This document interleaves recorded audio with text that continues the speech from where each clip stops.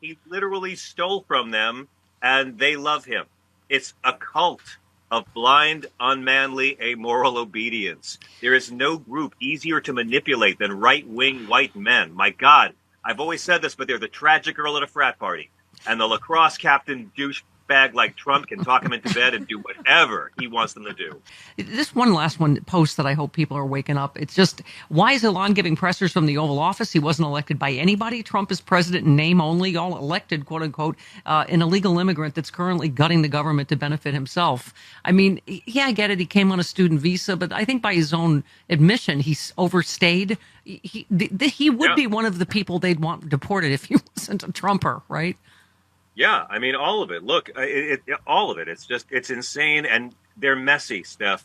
They're not good at this. They're messy. Elon sending in the incel clown posse to go through all these documents. I want to see him under oath. I want to see him say, no, we didn't have any people's private records. Like, they're not going to get away with this long term.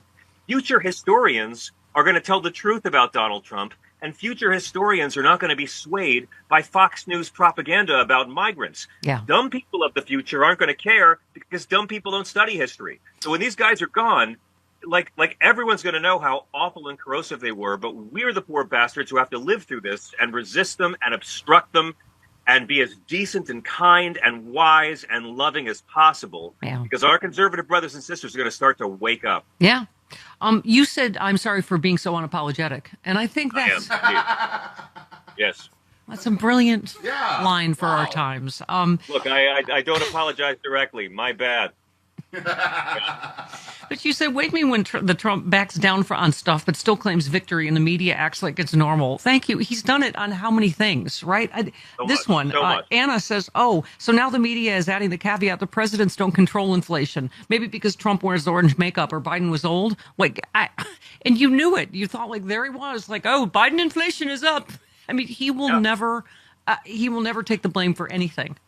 No, he won't. We should not expect grace or dignity or maturity from this man. He's never going to do it. He can't stop lying. And it's a cult of blind, unmanly, amoral obedience. Look, to support Donald Trump at this point, you have to be okay with vicious, deliberate, racist lies. Those Haitian migrants were innocent. You have to be okay with violently attacking police because they were protecting our democracy. And you have to be okay with freeing those terrorists. And you have to be okay with Pam Bondi hunting the FBI agents just doing their job to prosecute these terrorists. And they by don't the way, have any morality or respect for law and order at all anymore. Yeah, what's they're his name? They're a gang and they're stupid. His name, Emile Bove? He's the acting... I don't know what he is. I can't, he was the president's lawyer, but the evidence came out yesterday. He was a very enthusiastic prosecutor, prosecuting the violent January 6th terrorists. And, now, of course, he's saying all the opposite because he works for Trump. But like, as you say, the people at the FBI and law enforcement don't really take kindly to people that beat the crap out of cops. No, it's always awkward when the FBI are the good guys in a story. I still have issues with Mississippi burning, but let me tell you, they really think the FBI is a bunch of submissives who just want to get beaten up behind the gas station. I don't think so. They're going to fight back against all of this.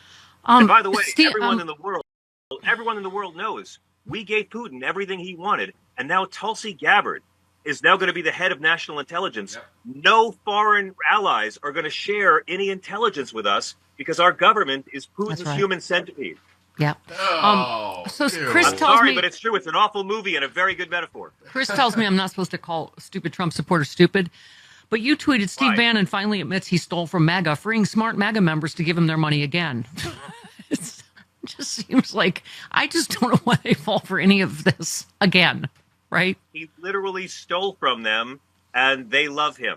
It's a cult of blind, unmanly, amoral obedience. There is no group easier to manipulate than right-wing white men. My God, I've always said this, but they're the tragic girl at a frat party. And the lacrosse captain douchebag dirtbag like Trump can talk him into bed and do whatever he wants them to do. Hey, let's support the sports. Speaking of which, you said I love the halftime show, but if I'd never left my hometown, ignored history, got all my news from right-wing sources, only knew people who looked like me and never read books, voted for an amoral, lying racist, I would probably hate it as much as the Fox News audience did. Oh, I loved it. I loved it so much. Can I just say how much I loved that halftime show? I mean, all these guys like, well, I don't get it. It's an American flag made on the backs of black men. I still don't get it. What did you try to say? I don't get it.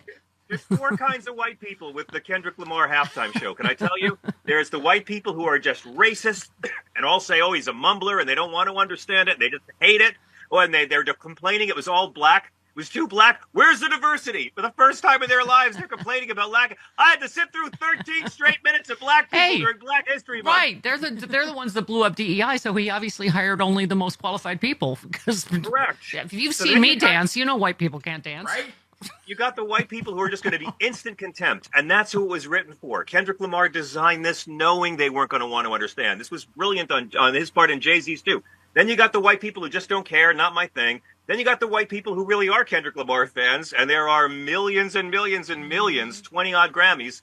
But then you've got the white people or who as Judge Janine would say, Grammars.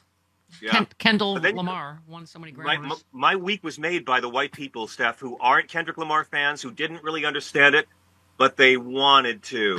And they were researching what the symbolism was and discussing it and educating it and sharing online. I've had so many wonderful Jackson white people call my show this week to talk about how much they learned from the symbolism in it. Yeah. Samuel Jackson is Uncle Sam. I was like, all right, I don't know what this is, but I like it. I don't know what's happening. And he kept saying, are there going to be snakes? And right at the beginning, he said, we're here for the game. And he didn't mean football. And he kept talking about the game. And it never referred to football the entire time. And I love that Kendrick Lamar did this performance on the 61st anniversary of the Beatles appearing on Ed Sullivan. Yeah. They were already well known, but a lot of older people didn't know it, didn't understand the sound, couldn't understand the words. Yeah, but there's no shame in it. You're not a racist jerk. Like, there's so much great art. I liked it because there wasn't enough girls. I like Beyonce and Gaga. I wanted a girl. Okay. There's the greatest athlete in the world, crip dancing. Oh, well, that was good. Ex-boyfriend. That was good. SZA. That was good. By the way, is that fake news that she crip danced at Wimbledon, or is that? No, that happened. There's video. I thought she was making a joke about the Queen. No, that happened. All right. That happened. The Queen was not amused because the Queen is a blood, as you know, a blue blood. She was not amused. What? I love that he insisted did the song from Black Panther, like the 10th highest grossing film of all time soundtrack, and these racists still have never heard of it. You know, it's like. All right. Again, if you don't know it, it's fine. Bella's going to take her organ out for us, and it's, she's new, so be gentle. You said having a national prayer breakfast doesn't make us a Christian country. That would require caring for the poor and sick, welcoming the stranger, and only letting sinless people execute prisoners. You said on every single major issue that divides us, Christian nationalists, MAGA, and the GOP are against the actual teachings of Jesus. My book, Separation of Church and Hate, is a book about how deeply they reject the words of that Nazarene, but they wave it around as a prop. Get that book now, ladies and gentlemen. Pre-order it. Yeah. We love you. What a week. We got to watch Pope Francis smack down Trump and J.D. Vance. He smacked the eyeliner off of J.D. Vance's pudgy little face this week, and it was beautiful. Got a huge laugh from Bella. Yes. He's killing it with the kids. Bella likes you, John. I do. I like Bella. Not only do I like Bella, I have so much sympathy for her for all that's going to come. Oh, stop it. You just stop it. Stop scaring Bella, the children. I know really good trauma counselors. Stop scaring the baby. When you're ready. Oh, hey there, it's Stephanie Miller. If you're like me and you love sharp political insight, pointy, you like it pointy and sharp, bold opinions, and a touch of humor to make sense of these crazy times, have I got some fantastic news for you. The Political Voices Network is now on Substack. This is your new go-to for the best in independent media. We're talking about my show streaming daily with episodes on demand, the fearless of journalism of Brian Karem, the brilliant side-splitting satire of John Fugelsang, the unrelenting working class advocacy of Rick Smith, and so much more. Here's the best part. Subscribing is so easy. You can join for free or go to the extra mile. Support these incredible independent voices by signing up for a full subscription starting at just $8. You'll get access to exclusive content, behind-the-scenes insights, and a chance to directly fuel fearless, unfiltered media. So what are you waiting for? Head on over to politicalvoicesnetwork.com. Hit that subscribe button and become part of the movement keeping truth alive in an era of corporate media overload. Every subscription helps, especially yours. One more time, that is politicalvoicesnetwork.com. Sign up now. Do it.